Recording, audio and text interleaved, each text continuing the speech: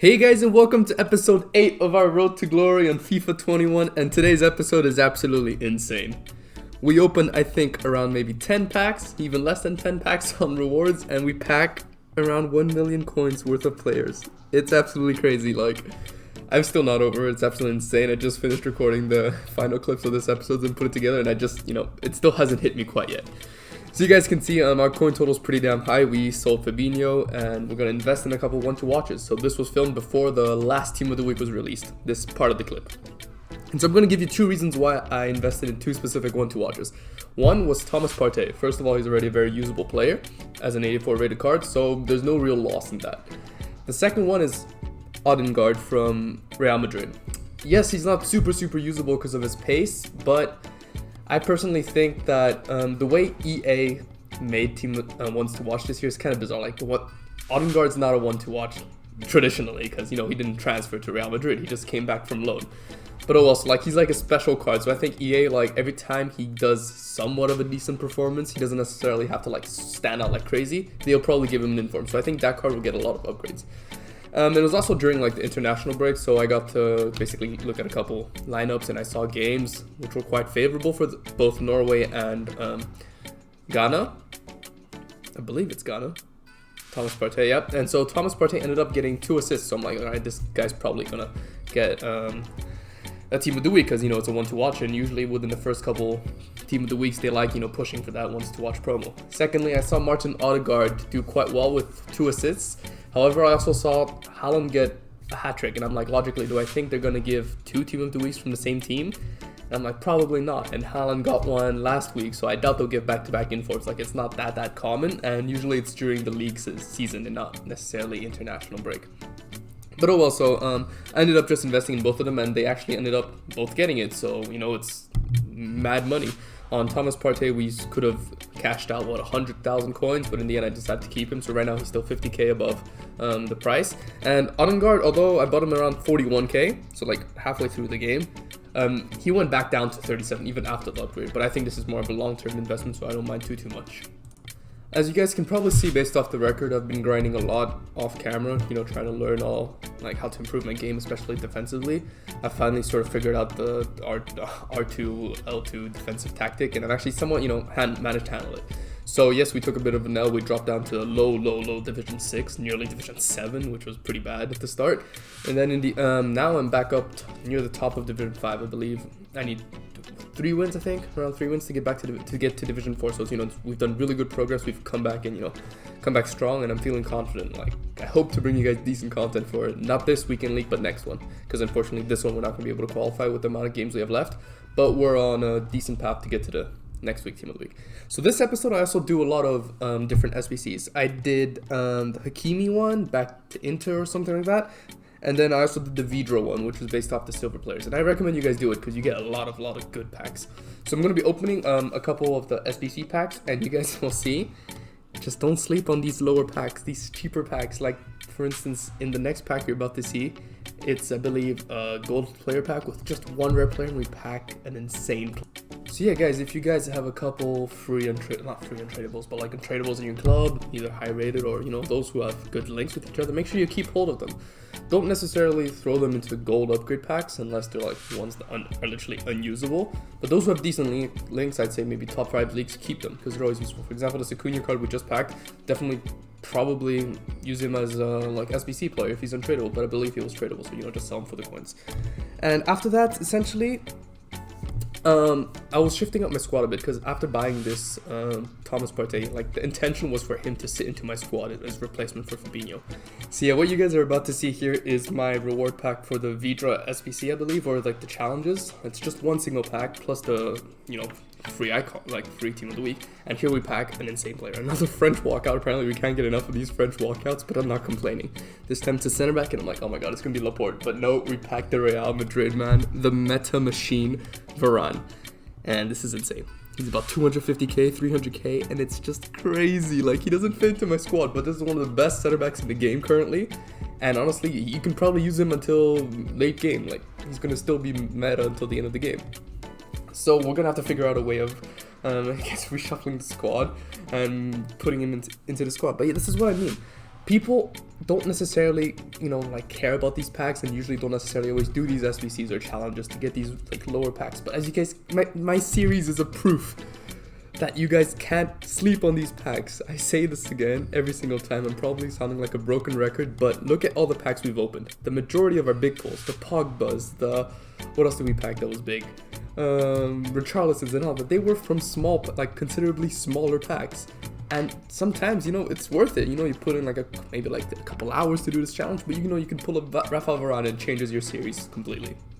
And once again, I'm really enjoying this new objective, the live silver thing. It's really fun. It's something that's never been done before by EA, and big ups to them. We're always chatting, trash about them and how they're not doing well for the community and all that. But if they're gonna keep giving us content like this and making cards that aren't usually used relevant, I'm all up for it. It was completely fun playing with a bunch of silver teams. So I'm gonna give you guys an advice.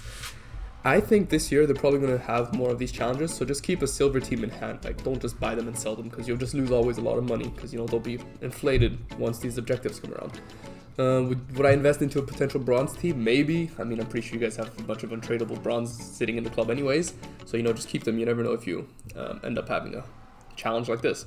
But yeah, so big advice on this: make sure you guys run a full chemistry squad. Yeah, it's going to be a little annoying. You might need to buy a couple players and so-called waste coins. But yeah, you'll essentially cruise through these games because you'll be playing with players that get huge boosts due to chemistry. And most of your opponents, especially on division rivals, are going to be ones that are just based off what they have in their clubs. So probably low chemistry teams with player out of positions. So yeah, honestly, it's probably the most fun I've had in FIFA objective-wise, and it made division rivals, because friendlies are essentially based off your matchmaking ranks, so division rivals essentially pretty fun. And yeah, you'll have people that try really hard, and then you might face people that are yeah, I'll score 5 goals, you score 5 goals, and then we'll call it a draw or something like that. You never know what you come up against, and it just keeps the game a little more fresh and fun. Overall, I reckon I spent probably 3 to 4 hours playing all the games, and you get I think 4 75 plus rated rare players and a rare mega pack. It's absolutely insane. Yes, it's untradeable, but you might pack some insane walkout that you're gonna use. Fortunately, we don't get that luck. For some reason, these huge packs don't usually pay out for me. But you know what? It's still I'm pretty sure some of you are gonna pull something amazing. So I definitely do this. I think it's worth, I guess, the small grind, but it's honestly not that bad. And once you get into squad battles, you just put it on professional, and then you cruise through it. But those of you who want to do it whilst, if you feel like you guys are good enough, then put it during rivals, because I'm pretty sure you'll face a couple silver team-based players in rivals, but it's probably going to be much harder in rivals. But hey, if you're confident, go for it. Nobody's going to burst your bubble. So after the silver team, we opened the rewards. Obviously, we did a few more SBCs. I did the Leagues and Nation SBC, I believe, and that gave me another pack. Don't think we necessarily pulled anything good, but essentially I was trying to kill time before division rivals, and the rewards were given out. And yeah, just to conclude on this Vidra card, I think is going to be quite usable throughout the year. We're probably going to see a lot of either Premier League challenges with an inform, or silver challenges again, and it's always useful to have this super sub for the silver categories. Furthermore, if you don't use them, it's a free card.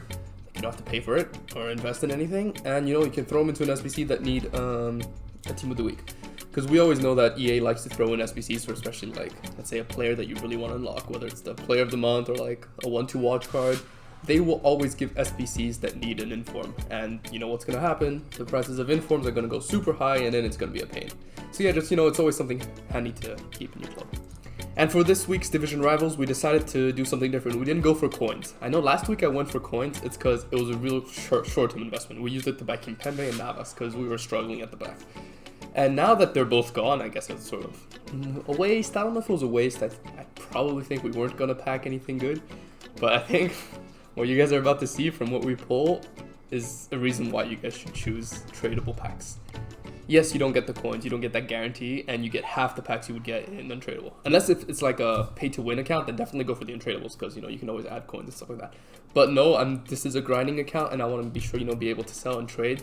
This is why I chose to pick the tradable. It also gives you guys content. We get to open packs, and it's all fun games. But as you guys can see, our first pack, we opened nothing. I think Nkunku is the best player, but our second one, already a banger. Alaba, around 25 to 30k, a decent defender, somewhat I guess, well-paced compared to a lot of other players, but I don't think he's going to be that usable. He's a little short compared to other Bundesliga defenders, and there's some that have equal pace who are much taller, and in other leagues who are much more usable. But nonetheless, you know, it's a Champions League winner, it's a popular card, it's probably going to sell for something, so it's always nice to have. You know, it's money, you know, who's going to turn down a couple coins. But our next pack, we pack another French walkout. I don't know what's up with me, I'm literally packing the whole entire French national team, but we packed the man, N'Golo Kante.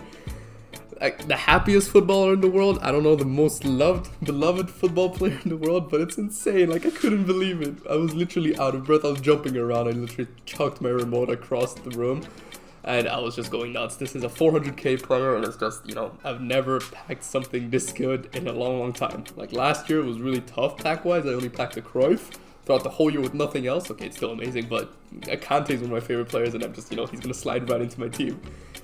Yeah, it was just absolutely insane, but what's crazier is what you guys see at the end of the pack.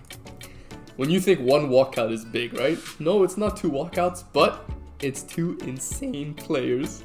Literally, in this one pack, there was about 650k in value players.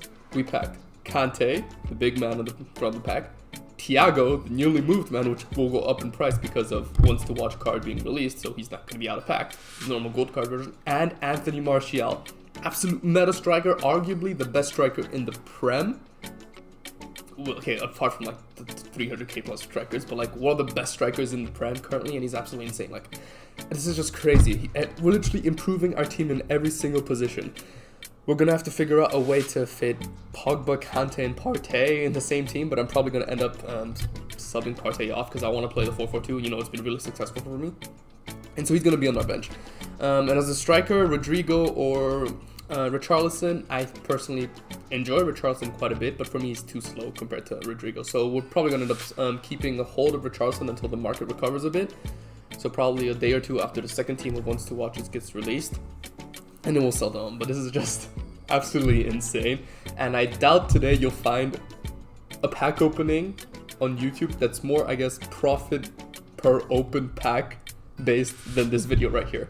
In about 8-9 packs, we packed 1 million coins worth of players, all on grinding based like accounts, not like paying with FIFA points. This is absolutely just insane, and I hope that you guys get the same like pack. Like, it really benefits me on my journey to, you know, giving you guys good content and playing well in weekend league, and I, you know, wish you guys the same amount of luck, if not better. So yeah, we're just selling off the remaining couple players, and as you guys can see, I end up not instantly listing Thiago and Richarlison because the market dropped to an index of around 82, like it was pretty low.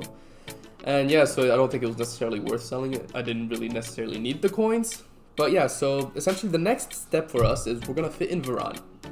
This means we're going to probably sub off Thiago Silva because I think Laporte's much more usable than Thiago Silva, much more tall and like faster.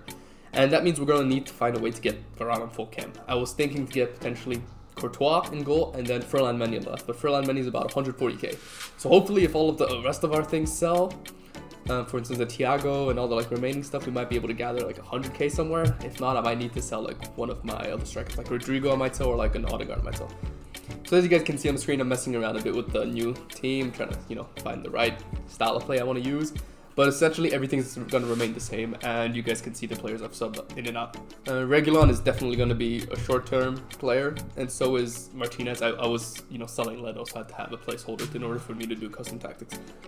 But then on the right, I'm thinking about Kyle Walker. He's kind of expensive, but I'm hoping that if, you know, later down the line I'll be able to sell Cancelo off or Kyle Walker, and then our team is essentially going to be set.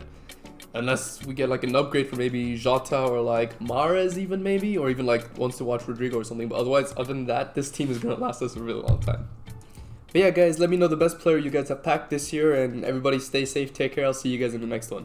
Peace.